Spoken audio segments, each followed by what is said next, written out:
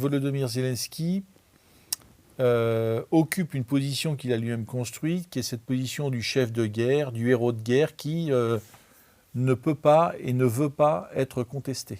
C'est la raison pour laquelle, aujourd'hui en Ukraine, il n'y a plus aucune opposition sérieuse à Volodymyr Zelensky.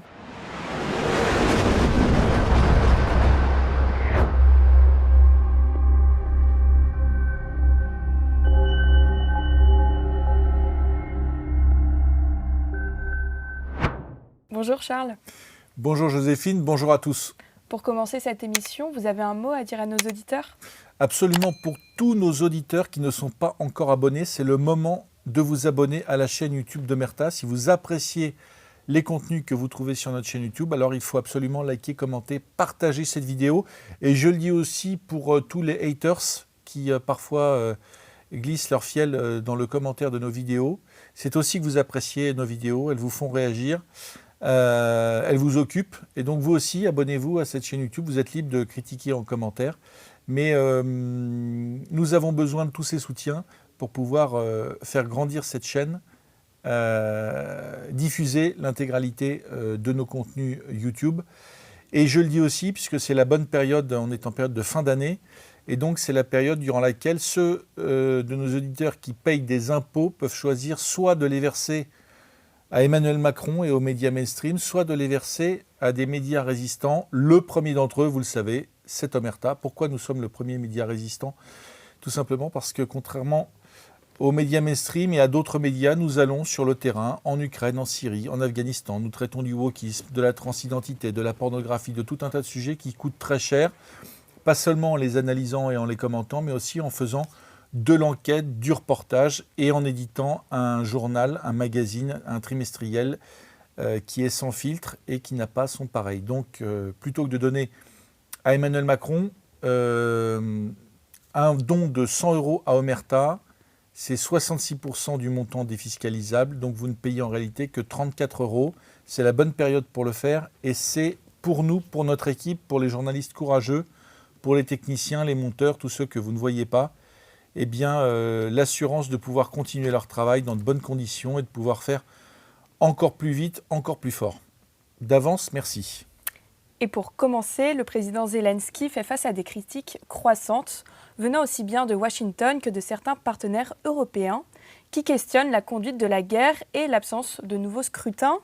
Peut-on alors parler d'un Zelensky politiquement affaibli, voire à bout de souffle ? Ben, c'est vrai qu'il est à un tournant, Volodymyr Zelensky. Il a cherché à gagner du temps. Il a cherché à, malgré les remontrances, les leçons, et il faut bien le dire aussi, quelques séances d'humiliation et des fessées en règle, il a cherché à ne pas froisser Donald Trump, voire même à le manipuler, à s'en faire un allié. À le ramener dans le camp de ce qu'il présente comme le camp des démocraties occidentales. Sauf qu'évidemment, Donald Trump, contrairement à ce qui est expliqué par les médias mainstream, en particulier français, n'est ni un crétin ni un instable.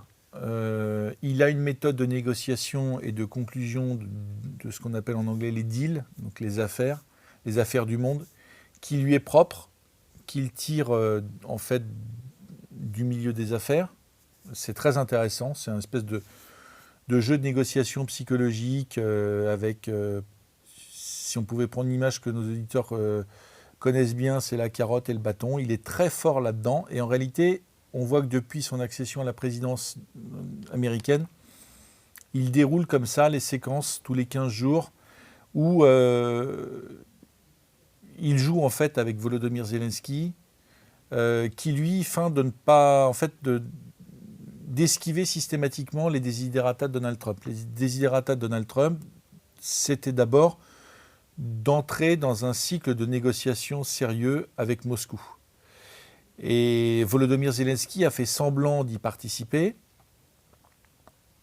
mais pourquoi je dis qu'on est à un tournant, c'est parce qu'on a bien vu depuis 3 jours, avec cette réunion à Londres, avec ses partenaires occidentaux, que Volodymyr Zelensky ne voulait pas conclure d'accord de paix avec Moscou. Alors, il ne le formule pas comme ça, mais par ses desiderata, par les conditions qu'il propose, par son refus de l'accord américano-russe. En réalité, il a formulé un refus d'accord, un refus de négociation, et il a aussi formulé, je dirais, il était obligé de dire à Donald Trump non.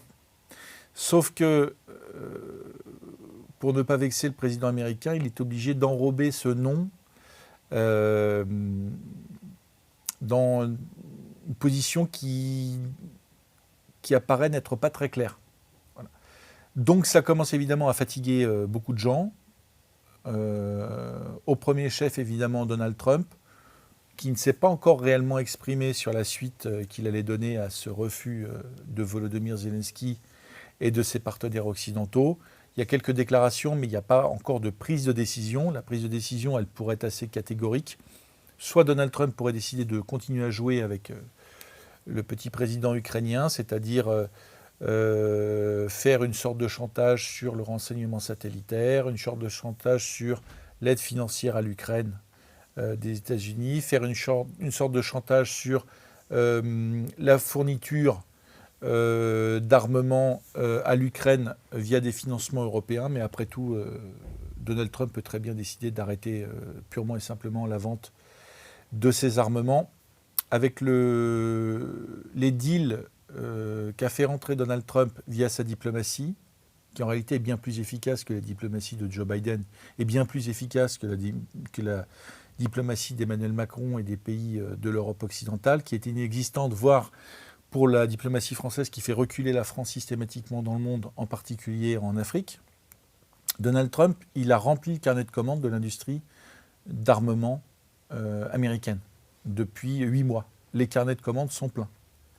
Donc, on peut imaginer qu'il puisse tout à fait se passer de l'Ukraine s'il décide que Volodymyr Zelensky mérite une bonne leçon pour l'avoir considéré comme un crétin et pour avoir cherché à l'endormir, à le manipuler. Ça n'est pas exclu. Pour l'instant, on n'a pas encore la réponse. Je pense qu'il doit être en train de la préparer. Pour ce qui est des autres pays occidentaux, en dehors du petit cercle de soutien à l'Ukraine constitué par la France, le Royaume-Uni, la Grande-Bretagne et l'Union européenne, il y a beaucoup de pays européens qui se sont intelligemment, prudemment mis en retrait de cette question ukrainienne. Alors il y en a qui sont carrément contre, qui sont comme la Hongrie de Viktor Orban, qui a repris ses relations diplomatiques, ses relations d'affaires avec Moscou, préparant l'après-guerre, qui a réussi à très habilement négocier la poursuite d'achat de gaz et de pétrole russe avec Donald Trump, qui a exempté la Hongrie de l'impossibilité d'acheter du gaz et du pétrole russe.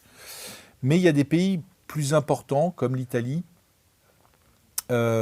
qui cherchent en réalité à maintenir, malgré les chants de sirène de Volodymyr Zelensky, qui cherchent à maintenir un équilibre entre l'Union européenne et Donald Trump, mais aussi entre l'Union européenne, Donald Trump et Vladimir Poutine. Et ça, c'est exactement la position italienne. Et d'ailleurs, Volodymyr Zelensky l'a bien compris.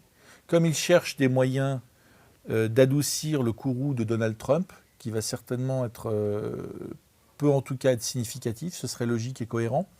Il est allé voir Giorgia Meloni, la présidente du Conseil italien, pour essayer de trouver une courroie de transmission, entre guillemets, avec Donald Trump.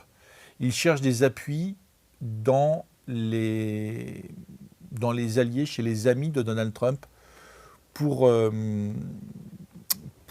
éviter que la gifle ne soit trop violente et trop brutale. Voilà, donc il est dans cette après le refus de l'accord de paix, le refus de la négociation, il essaie de trouver le plus d'alliés possible parce qu'il sait que les mois qui arrivent vont être difficiles. Mais concrètement, est-ce que des élections présidentielles pourraient rendre Zelensky plus légitime en Ukraine ? Alors, ce qui a été reproché par Donald Trump à Volodymyr Zelensky, mais ça avait été reproché aussi par les Russes avant, cette bonne guerre, c'est d'expliquer que Volodymyr Zelensky n'était plus le président légitime de l'Ukraine, puisque des élections présidentielles auraient dû se tenir en 2024, qu'elles ne se sont pas tenues et que Volodymyr Zelensky a expliqué qu'elles n'avaient pas pu avoir lieu parce que l'état de guerre, l'état d'urgence, la loi martiale empêchait la tenue d'élections libres. Alors, c'est pas la première fois et c'est vrai que c'est un bon prétexte, c'est une bonne raison pour ne pas organiser une élection présidentielle. Il faut rappeler qu'au moins 20% du territoire de l'Ukraine d'avant 2022 a été prise par les Russes, qu'il y a un certain nombre de régions qui sont sur la ligne de front, donc théoriquement, la tenue d'élections présidentielles est compliquée à organiser.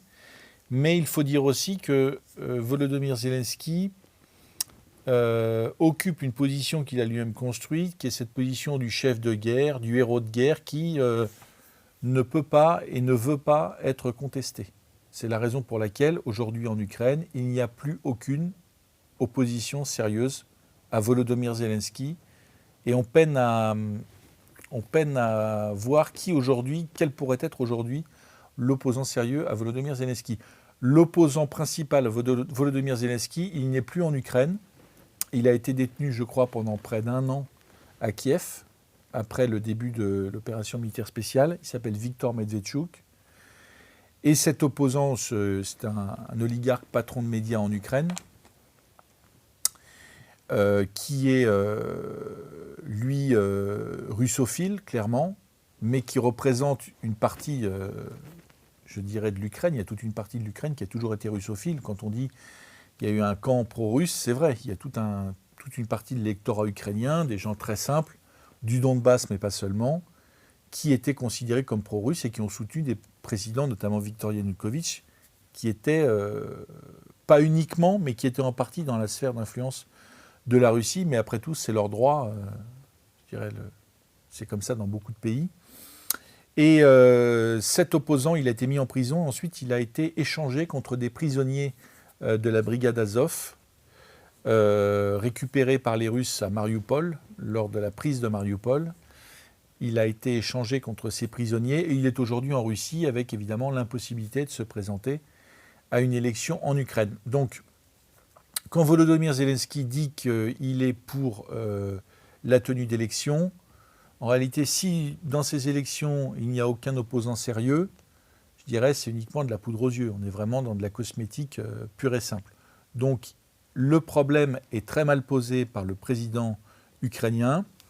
Comme il sait que c'est un reproche qui est fait par les Américains et par Donald Trump, il cherche à régler le problème par une déclaration, encore une fois par un élément de communication, par une phrase qui, quand on creuse, en l'absence de détails et de choses concrètes, ne veut strictement rien dire. Et ça, Donald Trump le sait très bien. Ce que cherche Volodymyr Zelensky, c'est un peu être le sparadrap de Donald Trump, le sparadrap du capitaine Haddock. C'est exactement la même démarche parasitaire. C'est-à-dire, Donald, ne pars pas, ne me laisse pas, je t'ai dit non, mais tu dois continuer à m'aider, je suis affaibli, je suis le gentil, donc reste à côté de moi. Le problème, c'est qu'il lui a dit non.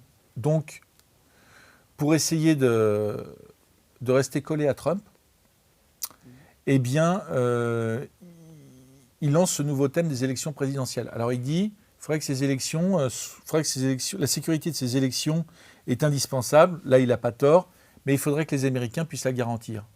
Donc, qu'est-ce qu'il veut dire là ? En réalité, ce n'est pas très malin de sa part, parce que ce qu'il veut dire, c'est que pour qu'il y ait des élections, il faudrait que la guerre cesse. Le problème, c'est que pour que la guerre cesse, du point de vue de Trump, il faudrait maintenant que Volodymyr Zelensky soit légitime et il faudrait qu'il accepte de négocier avec les Russes. Donc tout ça est impossible. C'est du charabia. En fait, c'est de la diarrhée mentale, de la diarrhée verbale. Ça ne veut rien dire. C'est encore une fois pour gagner du temps, mais concrètement, c'est irréalisable. Volodymyr Zelensky le sait très bien. Il le sait d'autant plus qu'il n'a pas envie d'une élection présidentielle. Et peut-être la chose la plus intéressante dans cette déclaration, puisqu'il parle de lui, encore une fois, c'est qu'on voit que Volodymyr Zelensky a très envie d'être candidat, ou plutôt a très envie de ne jamais laisser son siège. C'est plutôt ça qui transparaît. Hein, il a pris goût au pouvoir, il a pris goût à la poudre, il a pris goût à la guerre, et il n'a pas envie de laisser le fauteuil. Ça me rappelle d'ailleurs le président français, c'est peut-être ce qui les rapproche, c'est que le rôle de chef de guerre, finalement, est un peu comme une drogue. On a du mal à se passer de sa dose. Alors, vous l'avez dit, mais le président ukrainien demande explicitement aux États-Unis et à l'Europe de garantir la sécurité des futures élections. Selon vous, quel serait réellement le rôle des Occidentaux dans ces élections? Et autre question, l'Europe a-t-elle vraiment les moyens de les aider? La réponse est non. C'est que si Volodymyr Zelensky veut faire voter l'intégralité du peuple ukrainien d'avant 2022, ce n'est plus possible. D'ailleurs, depuis avant 2022, depuis 2014, on ne peut plus faire voter l'intégralité des Ukrainiens parce qu'une partie de l'Ukraine, une partie des Ukrainiens a fait sécession et a rejoint depuis 2022 la Fédération de Russie. Donc, si, quand on enlève ces partis, ils souhaitent faire voter l'intégralité des Ukrainiens, là aussi c'est impossible, puisqu'il y a un certain nombre de régions et de villes qui sont sous le feu de la guerre, où matériellement, techniquement, on ne peut pas organiser d'élections. Donc ça réduit en réalité le champ électoral à peut-être 60 ou 70% de l'Ukraine. Donc du point de vue de la constitution ukrainienne, c'est impossible d'organiser des élections. Et Volodymyr Zelensky le sait très bien. Il ne peut pas organiser d'élections. Et il le sait tellement bien que quand il s'est agi de refuser d'organiser les élections présidentielles en 2024, il a lui-même expliqué que du point de vue constitutionnel, ce n'était pas possible puisque l'Ukraine était en état de guerre sous la loi martiale. Donc, il demande à organiser quelque chose dont il sait très bien, que c'est impossible à organiser. Il a l'impression soit il prend les Européens et les Américains pour des idiots, soit il fait l'idiot. Mais il ne l'a pas fait en 2024. Il est dans l'impossibilité de le faire. Et les Européens, évidemment, et les Américains ne peuvent pas assurer la sécurité des élections, de la tenue d'élections en Ukraine, qui, du point de vue de la Constitution, ne peuvent pas avoir lieu. Donc c'est le serpent qui se mord la queue. Et ce qui est assez pitoyable en réalité, c'est que cette petite séquence avec ce thème des élections, ça permet à Volodymyr Zelensky d'occuper encore un petit peu le terrain de la communication, mais c'est en réalité pathétique. Il ne lui reste plus que ça pour dialoguer avec Donald Trump, pour essayer de proposer quelque chose à Donald Trump. Mais évidemment, tout ce que je dis, Donald Trump le sait. Et un peu comme dans une course en avant, Volodymyr Zelensky, je pense, multiplie les erreurs et les vexations à l'endroit de Donald Trump. Parce que sortir ça, dans le contexte actuel, c'est vraiment le prendre pour un idiot. Et en plus, qui peut croire que les Américains ou les Européens, alors les Européens peut-être, mais les Américains iraient s'engager pour des élections en Ukraine, c'est tout à fait... ça n'a aucun sens. Voilà. Par ailleurs, entre les déclarations de Donald Trump qui plaide pour un règlement rapide et les signaux envoyés par Moscou, certains estiment que les Européens freinent une sortie rapide de ce conflit. Est-ce que c'est vrai? Absolument. Les Européens freinent parce que la sortie de ce conflit dans les conditions proposées par Trump et Poutine ne conviennent pas aux Européens, tout simplement parce qu'ils sont tellement engagés dans cette guerre contre la Russie qu'ils ne peuvent pas accepter la moindre concession faite à Vladimir Poutine, sur quoi que ce soit en réalité. Non seulement sur les concessions territoriales, mais aussi sur la question des sanctions, mais aussi sur la question des avoirs gelés, etc. Les Européens ne peuvent plus reculer.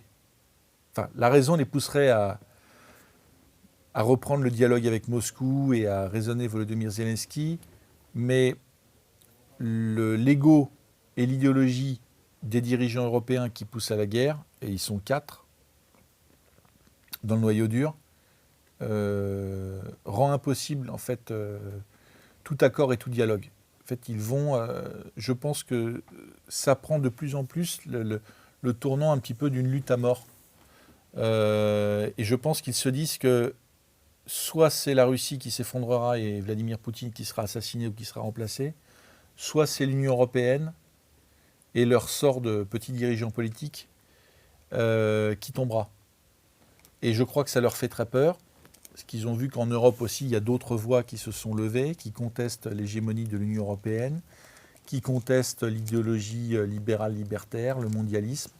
Ça leur fait très peur. Ils savent aussi que Donald Trump les a dans sa ligne de mire.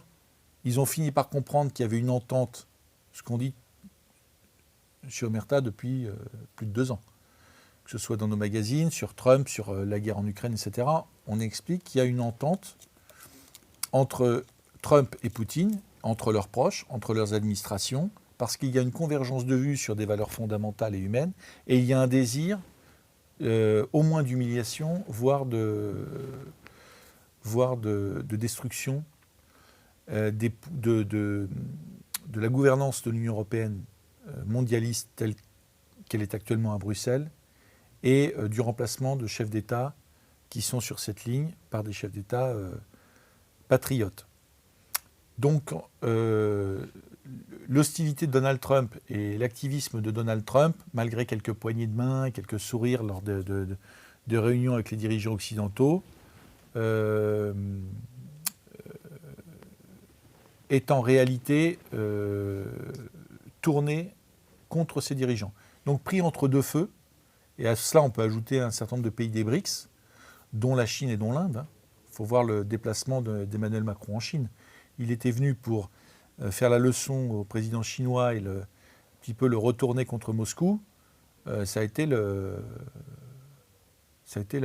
double claque, là. Il est retourné. D'ailleurs, quand il est arrivé, inélégant comme il est, à peine avait-il posé le pied à Paris, qui déclarait, qui menaçait la Chine de sanctions douanières. Donc, l'Union européenne, ses dirigeants sont totalement isolés. Et la question ukrainienne, aujourd'hui, est une question de survie pour eux. Et donc, cette guerre, et on le voit avec leurs décisions, est une lutte à mort pour leur survie. Pour terminer cette émission, quid des déplacements de Zelensky à Paris, Londres, Rome, etc. Et a-t-il réellement trouvé des appuis européens face à ce plan de paix américain ? Il n'y a pas de nouveaux appuis européens. En réalité, les appuis européens qu'il a, et ils ne sont pas insignifiants, loin de là. Bruxelles, Paris, Londres, Berlin, c'est des centaines de milliards d'euros de dons, de subventions et d'achats d'armement. Ça veut dire que, en fait, c'est la colonne vertébrale de la guerre. Elle est aujourd'hui dans ces 4 capitales. Donc je dirais, il fait la tournée des popotes parce que se déplaçant, ça permet aux dirigeants locaux de se mettre en scène, en particulier à Emmanuel Macron, qui adore ça. Il a besoin de cette drogue et de ce sujet ukrainien pour continuer à exister un petit peu. En dehors de ça, il reste plus grand monde. Et c'est assez pathétique, encore une fois. Le seul intérêt, puisqu'en fait, il se déplace quasiment tous les 10 jours. Zelensky, tous les 10 jours, est dans une capitale européenne ou à Washington, etc. Il n'arrête pas, en fait. Il passe son temps dans l'avion à voyager. Le seul intérêt que je vois, et on le voit d'ailleurs sur les émissions mainstream, c'est de continuer à vendre le narratif, à vendre la guerre, nom d'un documentaire réalisé par Pierre Conessa et Aïcha Missi, que nos auditeurs peuvent retrouver sur l'application, qui est d'ailleurs fondamental pour comprendre ce mécanisme de comment on vend une guerre à l'opinion publique. Eh bien, Volodymyr Zelensky se fait un peu le relais et sa présence permet une couverture médiatique qui continue à expliquer que les Russes sont sur le point d'envahir l'Europe occidentale et qu'il est urgent non seulement éventuellement d'envoyer ses enfants sur le front, mais surtout à court terme, de ne surtout pas contester la politique d'Emmanuel Macron, la politique de Bruxelles, et de continuer à baisser la tête pour payer l'armement de l'armée ukrainienne, les salaires des fonctionnaires ukrainiens et l'argent de la corruption qui, on le sait aujourd'hui, va dans les poches des plus proches de Volodymyr Zelensky. Thématique qu'on continuera à traiter parce que depuis plusieurs semaines, les mauvaises nouvelles s'enchaînent pour Zelensky. Il a la pression américaine, sur le terrain il y a la pression russe. Et donc je ne pense pas me tromper en disant que les semaines qui arrivent vont être extrêmement difficiles pour les Ukrainiens et pour Volodymyr Zelensky. Merci beaucoup Charles pour vos réponses. Merci Joséphine. Merci à tous. N'oubliez pas de vous abonner à cette chaîne YouTube. À très bientôt.